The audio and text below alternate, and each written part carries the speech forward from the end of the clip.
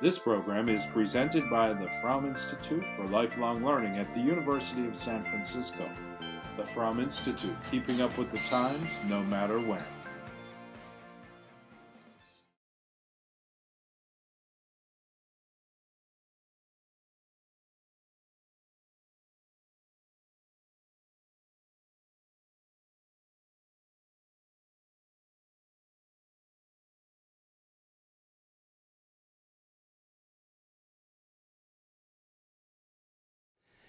Last week, I began by telling you some stories.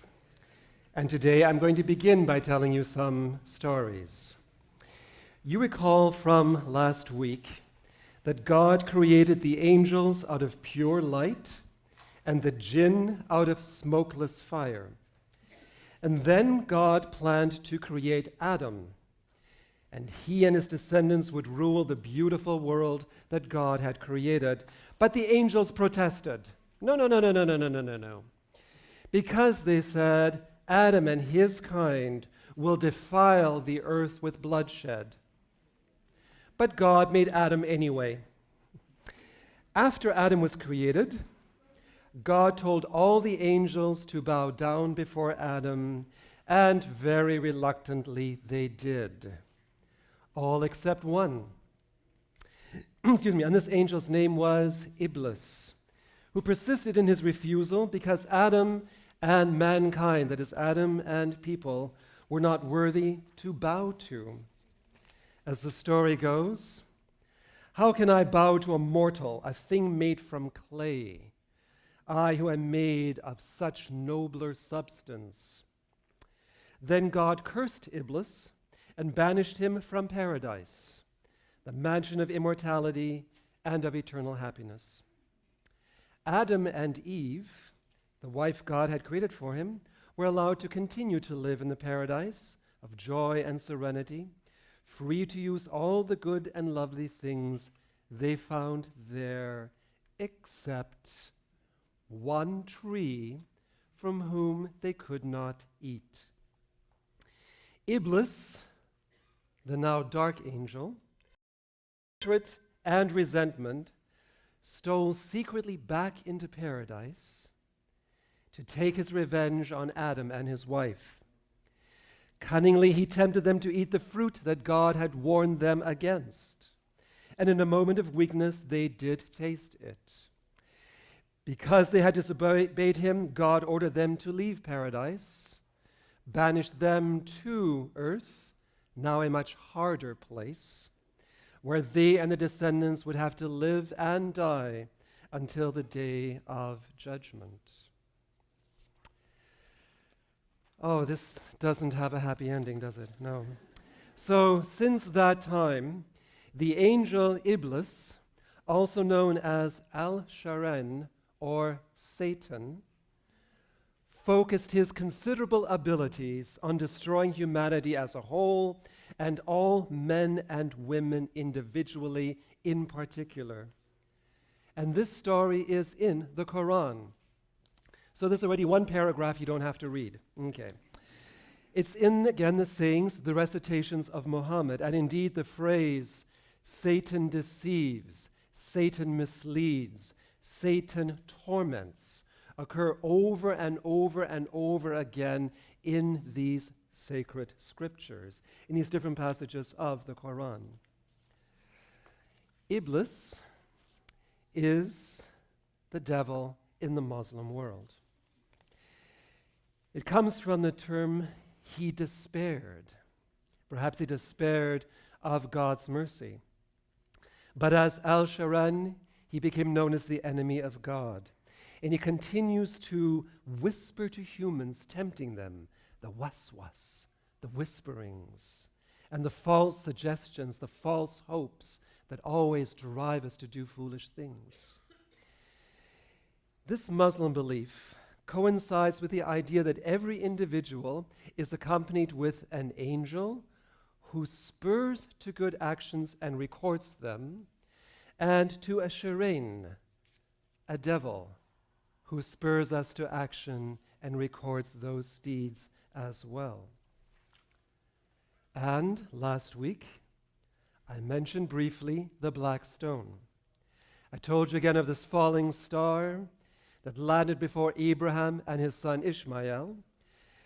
It landed near the ruins of an ancient altar, an altar that had once been built by Adam, and beneath which now Adam had already been buried for many, many, many centuries. The ruins of an altar which once reconciled humans with God. And Abraham and Ishmael rebuilt that altar, and it became the basis for the famous Kaaba shrine, which still exists in Mecca today. But there is another story. It's similar, yet quite different, with an important added feature. First, the black stone that falls from the sky actually guides Adam and Eve to a place to build the altar. And second, it isn't a stone, but a magic horse that comes to Abraham, not a black rock. You know, seriously, folklore, right? Folklore is enough to drive any scholar to despair. Folklore is eminently fascinating, very, very confusing, but fascinating. It hints at great truths, and then it obscures. So this story goes as follows. Abraham was traveling one day in Syria when an angel appeared before him, holding the reins of this horse, Burak, a strange winged creature that again has the body of a horse, but the head of a man. "Come with me," commanded the angel, "for God has work for you to do." Abraham mounted the Burak, and the angel guided him through the air, and a wind blew in front of him to clear the path. And when they were high above the earth, the angel commanded Abraham to look down and choose a site for the building of a new house of God. All the land and sea were spread out before them, from the rolling desert sands, dotted here and there with patches of green, to the great mountains and the great sea. And Abraham hovered above the sands, looks down, and he says, there we will build it. And the angel cried with joy, "O most fortunate man, you chose wisely, because this is the sanctuary that you pointed to, the sanctuary that is Mecca." Mecca means sanctuary. And with the sound of angels' voices ringing in his ears, Abraham descended gently to earth, dismounted, met his son Ishmael, and together they built the house of God. When they had finished it, they walked around it 7 times in prayer and in thanksgiving. And then Abraham climbed to the top of a large rock which stood nearby. As he placed his feet on the uppermost surface of the rock began growing taller and taller and taller and taller until it was higher than all the mountains of the world. And then Abraham raised his voice and called to all the nations of the world, called them to prayer. "Hearken," that is, listen to your Lord, O people. And from every corner of the world rose the swelling sound as the nations called, "We obey God, we obey." Now notice, all the peoples of the world call out to Abraham, "We obey God, we obey." That is, we are loyal to God. All the world believes. All the world obeys. This will be very important later on. You recall in the Arabic world that I described to you that there are many spirits, there are many gods, there are many goddesses, and there are also 3 very powerful goddesses. You see them here: Al-Lat, Al-Uzza, Al-Menat. It is difficult today to get a very clear understanding of these goddesses because of historical events, since the attempt to eradicate them was so successful. They have multiple features, multiple attributes, the little that we can gather on them, which actually makes them very much like Greek goddesses and gods who sometimes embody completely contradictory qualities. It's very, very strange. Allat, for example, is the mother. Al-Lat is very similar to Allah. Allah is the god. Allat is the goddess. Al-Uzza is the mighty one. Al-Menat is the goddess of fate and time. Now, some scholars believe that they may actually symbolize the three phases of the moon. Allat, the crescent moon, the maiden. Al-Uzza, the powerful one, the full moon. And Al-Menat, the waning but wise goddess. In other words, the seer of the future, prophecy, fate, divinity. These goddesses, of course, had ancient and well-established shrines throughout many parts of this world, not just on the Arabian island. And of course, they had cult statues, which means there were also statues of these goddesses amongst the 360 idols in Mecca around the Kaaba itself. Then there was Hubal. The name apparently comes from Hu, which means spirit or God, and Baal, which means master or lord. This particular idol, as you see, or this particular god, had a human body, but his right arm, let me double check.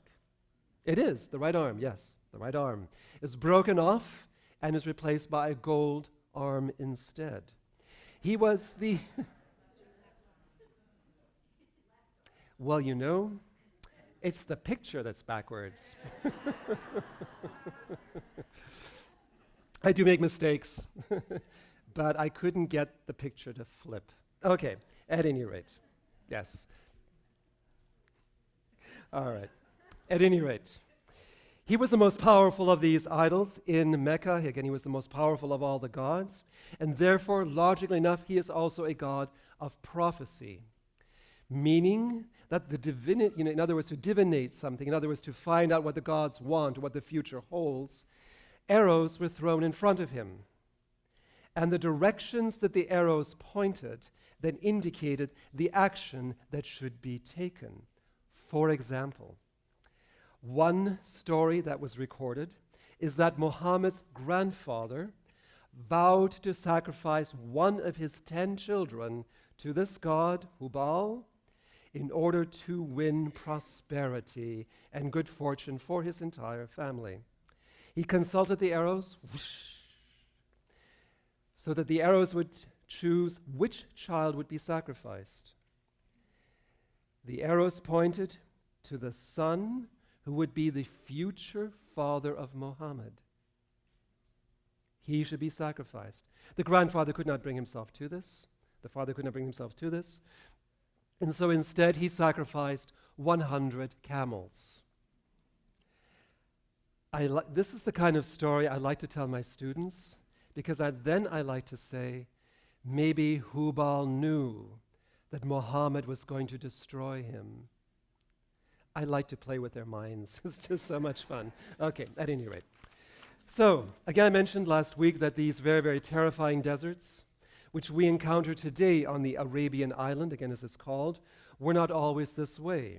These vast stretches of the desert, the empty quarter, as it is called, again in Arabic, the Rub' al-Khali, as recently as 2,000 years ago, in other words, as recently as 500 years before Muhammad, were actually covered by vast lakes.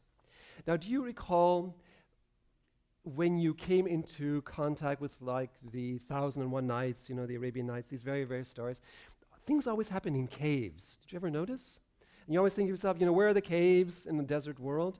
And you remember from last week that underneath, again, these great and barren surfaces are endless series of caves, of caverns, of labyrinths, of lakes, and of rivers. Today we believe that just like there was a Silk Road which moved from Asia to North Africa, that there was similarly also an incense road that moved across this large Arabian world. But as the land dried out, the caravan cities, which are so important for caravan trade, the caravan cities, as the legends tell us, disappeared into the sands. And so you have these strange legends. You have the legends of the lost city of Iram of the tall columns, or the lost city of Ubar. There are stories of the castle of King Ad with his great stables and his beautiful women, who also, all of these are destroyed by the sands for disobeying God. But it is possible, whereas many archaeologists are looking for one city with different names, that these may actually be different cities, all of which ultimately were swallowed by the sands as this land dried out. For example, in the 1990s, some enterprising, well, they called themselves archaeologists, I think the rest of us would just call them adventurers, announced that they had found the lost city, which became known as the Atlantis of the Sands. At this well, as you can see, they discovered a castle that had collapsed partially into a sinkhole. Now notice this makes perfect sense. If the land is completely crisscrossed underground with caves, inevitably sinkholes will develop. Inevitably it will swallow up whatever is above it. And again, as I mentioned last week, the Saudi Arabian government poo-pooed this discovery because it said, if you're looking for caravan cities that have been sunk in the sand, just dig anywhere. Okay, but anyway. So in this vast desert world, again of Arabia, there are people who live here who are called the Bedouins. They are nomadic, again, inhabitants of the desert. They are nomadic, they are fierce, and yet they are also remarkably hospitable. I'd like to reemphasize, again, because there were, I'm always open to questions afterwards or by email, which is actually even a little bit better, because it gives me a chance to think, or do research, even better. But from the comments that a number of people made after class on a Thursday of last week, I do want to emphasize that this Bedouin life still exists today. It exists not only in the Arabian world, but also in the North African world. Again, these ways of life, again, the people themselves often have different names, but nevertheless, this way of life, with some modifications, you know, it's not necessary. The tents aren't always made out of goat hair anymore, just by example, all right? But again, in large part, it still exists today. Indeed, most of the great families of Saudi Arabia pride themselves on their Bedouin roots. And they always maintain, no matter how palatial their homes, that deep down underneath, they're still Bedouins and they still know how to milk a camel. Also, several people asked about the Bedouin headdress, the gutra, shmeka, kefiyeh, and the kufiyah. And they asked whether these different colors mean tribal identifications. I said no, but you just asked me a couple times, and I start to wonder, and so I went to look one more time, and it is possible that at one time they did have tribal affiliations, but that has not been the case for a long, long time. Notice, by the way, he's wearing a very dapper blazer, very clever, right? One other quick point. Again, there are these very different colors. Again, it often has just to do with the heat. Just as a sidelight, on occasion, these various checkered patterns then take on a special significance. For example, Yasser Arafat preferred black and white, and he said it symbolized Palestinian sovereignty. And so for a while, it was a very, very political designation, but has long since stopped being a political designation. Again, women came to wearing it. Jewish young women came to wearing it because it was cool and it was neat, and because it provides protection against sun, dust, and wind. And it's ironic because this is a sign of masculinity. I don't think anyone told her. And then ultimately, of course, it becomes a fashion statement, right? So again, ultimately, in other words, today, it really doesn't have anything to do with clan or tribe anymore. Now again, in the past, this Bedouin society, like all nomadic societies, again, was a society of violence, of feuds, and of war. Again, a strong sense of honor, a swift sense of insult, and a fierce belief in tribal superiority. But every tribe is composed of clans, and they have a strong sense of clan superiority as well. Now, again, you recall that in every human society up until modern times, the basic unit of society is the family, exactly, the family. In a world like this, where there is no overarching government, and again, one of the old legends of Arabia says, this place is ungovernable. Just thought I'd throw that out there. And obviously, it's stated in a little bit more classical prose, but that's basically the idea. But if you have no overarching government, where does justice lie? Logically enough, it lies in the family. So whether we're talking about Mesopotamia in ancient times, Arabia, or many of the other places, Asia, Mongolia, in these regions, this is what family justice looks like. So you are my victim. This is the way it's going to work, okay? One day, my little boy comes home, and he tells me that your little boy beat him up. Now, I'm very offended. My family and my tribe have been insulted, and I need to pay retribution. So I and a few men go to look for your little boy. We don't find your little boy, but we find your brother, so we beat him up. Actually, no, we just kill him. Why? Because one of the key elements of justice is deterrence. Do you see? In other words, to make others afraid to touch you, to make others afraid to do anything to your family.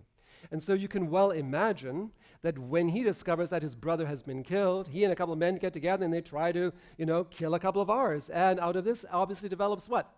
Constant retaliation, a continuous blight in any family-centered society. Constant retaliation, which leads to family feuds and which leads to, once again, tribal warfare. Just as a sidelight, some of you may remember from a long, long time ago, probably in elementary school, Hammurabi's Code. Do you remember Hammurabi's Code? An eye for an eye and a tooth for a tooth. It's what's called the Lex Talionis. One moment, I actually have this on a slide. Hammurabi's Code, an eye for an eye, a tooth for a tooth. The Lex Talionis, which in Latin means the law of retribution. Now, if you think of family justice, notice what this means. An eye for an eye and no more. A tooth for a tooth and no more. A son for a son and no more. A daughter for a daughter and no more. Do you see? Actually, what Hammurabi's Code is doing is it's trying to stop family vengeance. You can only take the damage that you have suffered. Again, this, the key element of the Lex Talionis, the law of retribution. All right. Mecca, because it was a holy city, was obviously very much desired by tribes to rule. Because since Mecca brings many pilgrimages, it also brings a great deal of money. About 5 generations before Muhammad, the Quraysh tribe was able to take over Mecca, in part through alliances, in part through war. And this, of course, means that this tribe prospers greatly. For the Quraysh, once again, their main god was the left-handed, right-handed, gold-handed Hubal. All right. Now, in this, again, Arabian world, we come once more to the woman Khadija. Khadija, her father was a merchant, and ultimately she follows in her father's footsteps. Now again, in this Arabian world, this was not unusual, that oftentimes if the father did not have a son and the woman was clever, intelligent, she could take over the caravan business. She was not the first to do so. She was ultimately married 3 times, had a number of children, and she became a very successful merchant. It is said that when the Quraysh, that is the whole tribe's trade caravans gathered to embark on their summer journey to Syria or on their winter journey to Yemen, that Khadija's caravan equaled the caravans of all the other traders put together. And she soon began to acquire, we call them epithets. In our language now, an epithet is a bad thing, but technically it just means a second name. It's a sort of a name of honor. And so her names of honor were names such as the Princess of Quraysh, the Pure One, or Khadija the Great. It is said that she used her great wealth to feed and clothe the poor, to assist relatives who were financially strapped, and to provide dowries for girls that had none. And she, of course, kept an idol of Al-Uzza in her house. Khadija did not travel with the caravans, and actually most women didn't. It's a little bit more dangerous. But again, so she did not travel with the caravans, she employed others on her behalf, and again, these others would then get a commission. In 595, again, just shortly before 600 AD, Khadija needed once again an agent for a transaction in Syria, and one of her relatives recommended a very, very distant cousin of hers, a young man by the name of Muhammad ibn Abdullah. Right here. Okay. He had already had some experience working with his uncle on caravans, family business, and he too had honorific titles. Muhammad the Truthful, Muhammad the Trustworthy. I like this one, Muhammad the Honest. Because after all, this is the kind of person you want as an agent, right?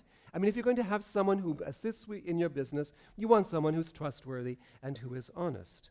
And so Khadija hired him. He was 25 years old. And she told him she would pay him double the regular commission. She also sent one of her servants along to basically file a report when they all got home. And he did indeed tell her how honorable Muhammad was, how very honestly and how very well he conducted the business, with the result that he brought back twice the profit that she had actually expected. Furthermore, the servant told her that at one point in this caravan, as they were returning, when the caravan stopped, actually probably one camel stopped and they all sat down, that was it. But when the caravan stopped, Muhammad sat under a tree, again the shade that the tree provided. And then a monk came by. Now this would be a Christian monk. And the monk said to the servant, "Only prophets have slept under this tree." And the servant himself then told Khadija, "I saw on occasion when he was napping 2 angels providing shelter for him." And so eventually Khadija decided that a man this trustworthy and a man this blessed would be a man who would make a good third husband. Her other 2 had already died. And so negotiations are made, and eventually they do get married. Again, she's about 15, 17 years older than he is. Again, she's in her 40s, and he's about 25. They lived in what we would call a monogamous marriage. In other words, they were just married to each other. There was nobody else involved, no concubines, no second or third wives or husbands of any form. And again, they were very much devoted to each other. Again, they lived together for about 25 years, and they were very, very happy together. Ultimately, they had 6 children. A son who died at the age of 2, 4 daughters, the youngest being Fatima, and then another son who also died in childhood.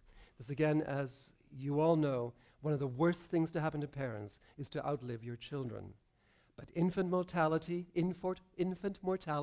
was a very common occurrence throughout all the world. Even if, for example, we just moved to Europe for a moment in the 1700s, very high casualty rate amongst royal families.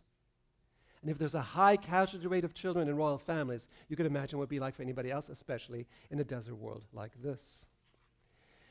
So eventually, when Muhammad is in his 40s, he begins to have these visions. Again, the angel Gabriel, the messenger angel, telling him to recite. That is, just like your old language teacher told you in elementary school, repeat after me, and that's what he says, recite. The angel says, recite, repeat after me, and this is the way that we memorize, this is the way that Muhammad memorizes as well. But the first time he had this experience, he was so shaken that he came home to Khadija and he said, "Cover me with a blanket, I'm having hallucinations." Well, it was a more formal word, but that's essentially what he was saying. But Khadija, listened very carefully to what he was saying, and she again became the first one to believe. She was the first one to believe. She trusted Muhammad. She trusted this man because she knew what he was like, and therefore she trusted the experience that he had. And so, over the course of these next years together, she is constantly by his side. She supports his work. She supports the growing Muslim community, once again, with her great wealth. However, in Mecca, again, we call it the Quraysh tribe, but the tribe itself is made up of many clans. And by the time of Muhammad, many of these clans were already in virtual warfare with each other. In other words, again, there's much at stake here in Mecca, so again, there's great friction between these various clans. And many of these clan leaders did not want to hear what Muhammad had to say. Why? Because if he tells people that all of these gods are fake, then there won't be as many pilgrimages. And if there aren't as many pilgrimages, there won't be as much money. And so, again, they tried to get Muhammad to shut up. Now, Muhammad, frustrated at his inability to convince more people besides his family members in Mecca of the significance of the one true God who is sending him messages through the angel Gabriel, Muhammad then has a revelation, and the revelation is that you allow the worship of these three goddesses. That these goddesses, you can pray to them and they are effective prayers. The goddesses will answer. And so he called them the daughters of Allah. And of course, there was great jubilation in the city of Mecca. Tremendous jubilation in the fact that, yes, they knew that these goddesses hear their prayers. And Muhammad is embraced. Everyone is happy except Muhammad, who comes to believe he has made a terrible mistake. And so a revelation occurs once again from Gabriel, the messenger God, that the three goddesses are indeed idols and should be destroyed. And Muhammad attacks these three goddesses once more. Now, how is it possible for Muhammad to make a mistake? How did Muhammad make a mistake?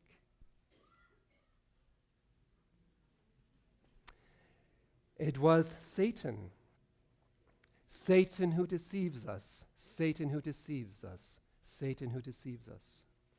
And so these revelations about the validity of the three goddesses becomes known as the satanic verses. Do you see? These are the verses of Satan. Now, these verses of Satan are enormously controversial in Islam today. Apparently, these verses existed in early versions of the Quran because early Muslims were unfazed by the thought that Muhammad may have made a mistake or two.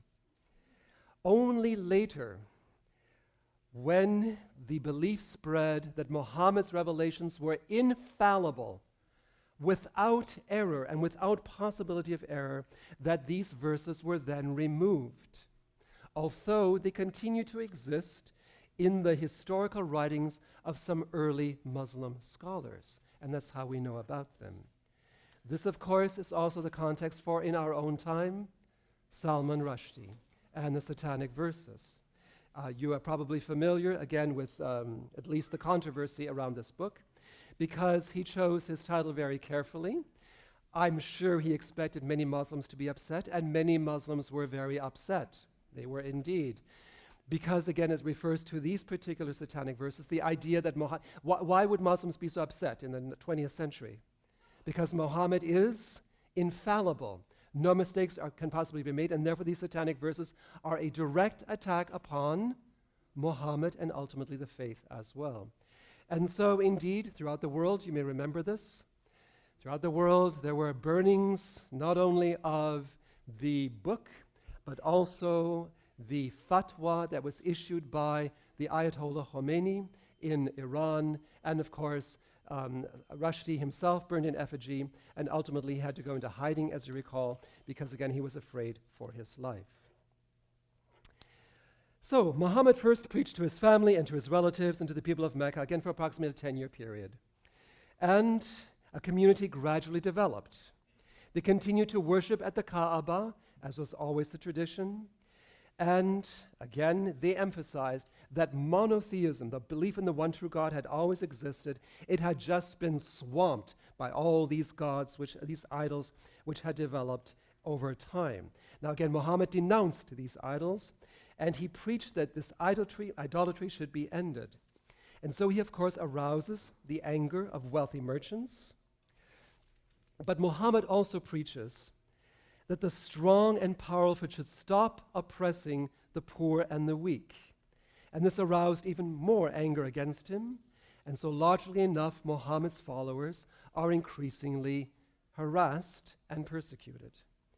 Muhammad, however, is not, because he has two important people in his life. One is his wife, Khadija, and the other is his uncle. Again, it's true they all belong to the same tribe. But you know what it's like in a family. Everyone gets along really, really well, yes? In a tribe like this with multiple clans, Khadija and her, and his uncle were very, very powerful individuals. And as long as they were alive, nothing could happen to him.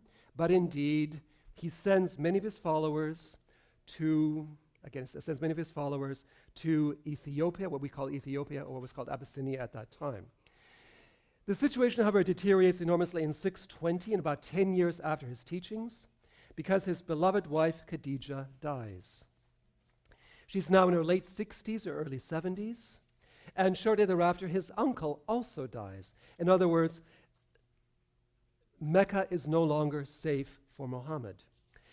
When Khadija dies, this, by the way, it was a tremendous, tremendous trauma for Muhammad. He called it the year of sorrow. And she was, ironically enough, she died in the month of Ramadan, again, as a certain kind of irony. And now Muhammad, of course, begins to face whole-scale persecution. Now, fortunately for him at this time, there are pilgrims from the city of Yathrib. It's right here, a little bit inland again, and it's north of Mecca. And these pilgrims from Yathrib had made their annual pilgrimage to Mecca. And like many pilgrims, they listened to what Muhammad had to say. And they were quite impressed.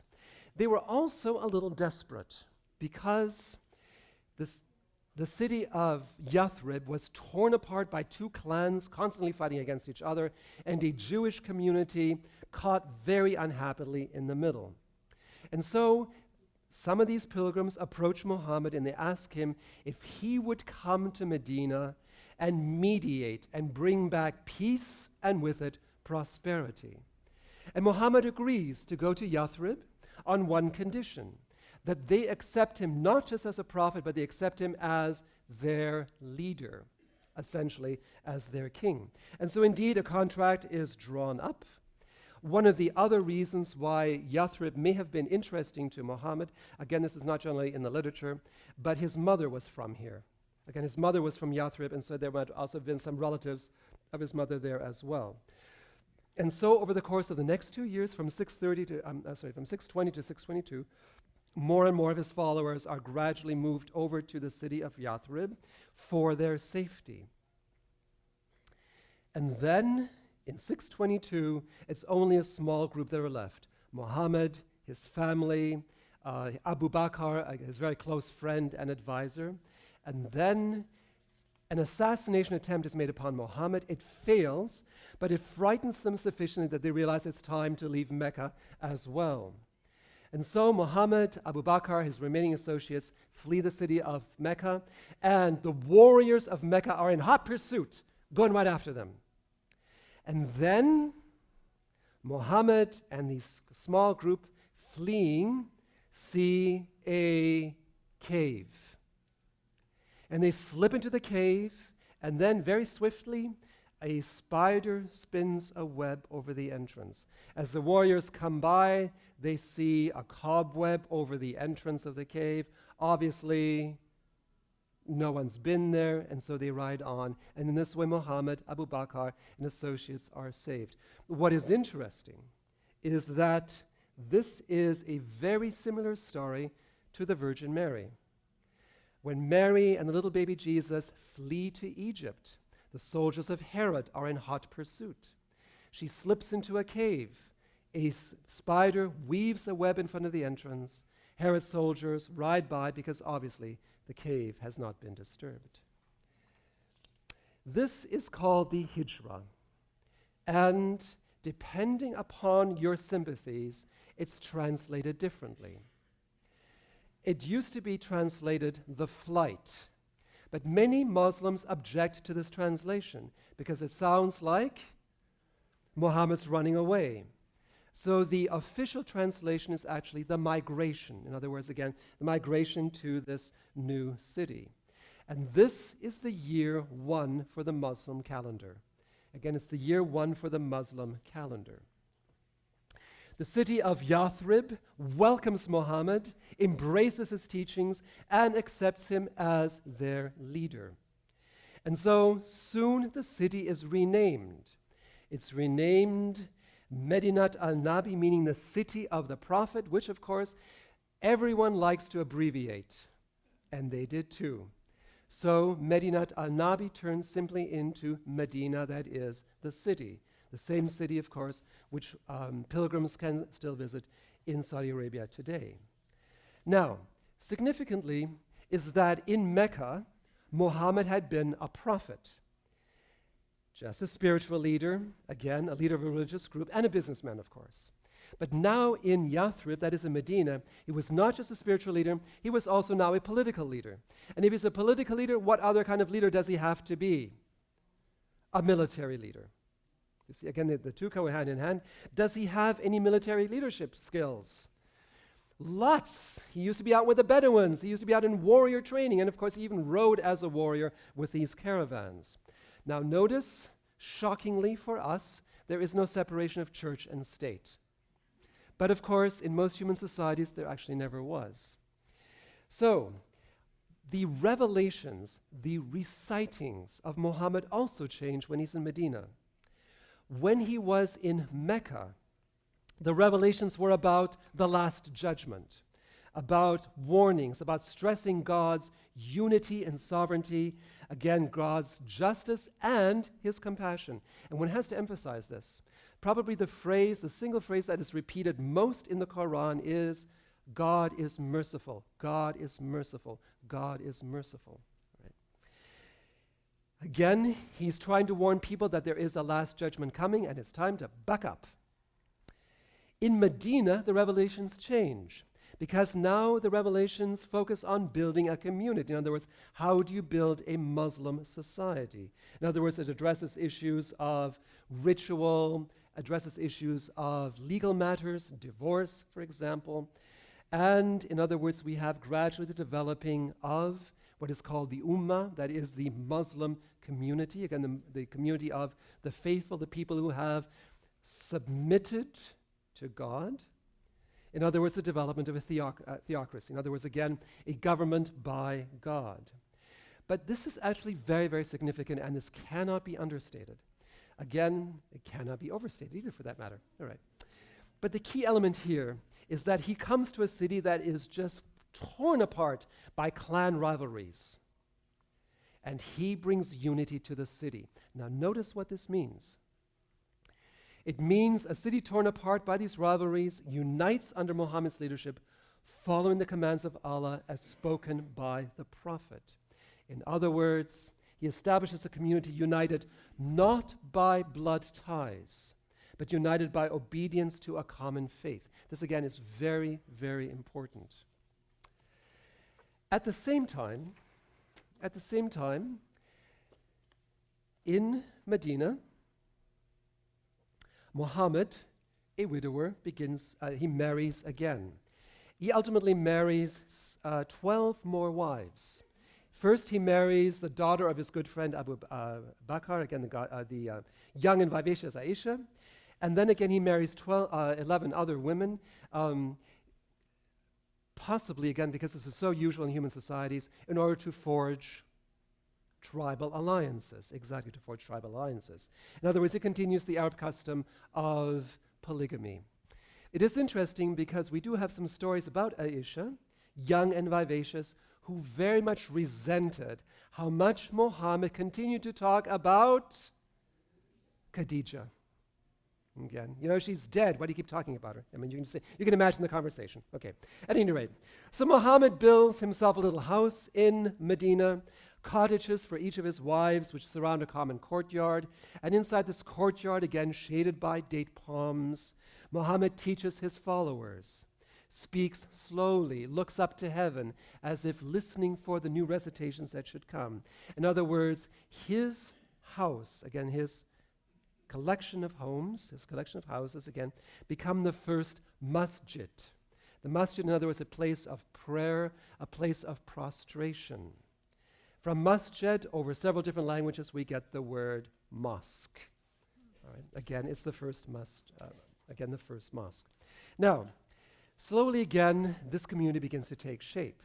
And so, once again, Muhammad hears words that are spoken which become obligatory commands. For example, tell my servants, those who are true believers, to be steadfast in prayer, to give alms in private and in public before the day arrives when all trading ceases and the last judgment comes. In other words, everyone should give alms. There's some interesting little vignettes in the Quran, in the Hadith, which talk about where one of his disciples, for example, one of his students says, well, what if we don't have a lot of money?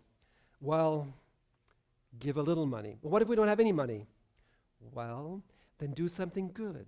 Well, what if I can't do anything good? Well, then do what you can to make life better for others. You see? I mean, again, it's an interesting kind of a spiral there.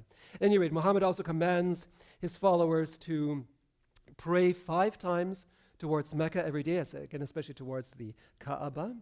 He also engages an Ethiopian, an Abyssinian, again, with his wonderful, deep, sonorous voice, to call to prayer 5 times a day, again, facing towards Mecca. This becomes known as the muezzin, that is the caller or the proclaimer. And he also gives some very, very special advice about divorce and marriage. Why? Because in a family-centered society, marriage and divorce are really important. Exactly, very good. For example, he says, you can marry 2, 3, 4 wives, but only marry as many as you can hold equally. In other words, that no wife is favored over another. Because one of the very logical consequences in a family-oriented society, when you've got many, many different wives, is you gradually get a little tired of some of them. And so since it's a nomadic society, what do you do with the wives that you're tired of? You just leave them behind. You see? And Muhammad forbids this. In other words, marry only as many as you can take care of. In this society, too, again, like virtually every nomadic society, they practiced female infanticide. That is, if a family has a baby girl, they usually leave the girl out to exposure so that it dies. The thinking behind this is that a girl requires a dowry. A dowry is a diminution of your assets, and if you're poor, you can't really afford that. And so this is one of the reasons also for so much violence in these nomadic societies, as well as this Arabic Bedouin nomadic society, is because they're not just stealing camels from each other, they're also stealing women. Because there aren't enough women, because they're killing all the baby girls. It's strange how that works together. Okay, at any rate. So again, he gives these very, very specific restrictions, and then he gives some comments about Jews and Christians. In 10 minutes, he will. Okay, thank you very much. In 10 minutes.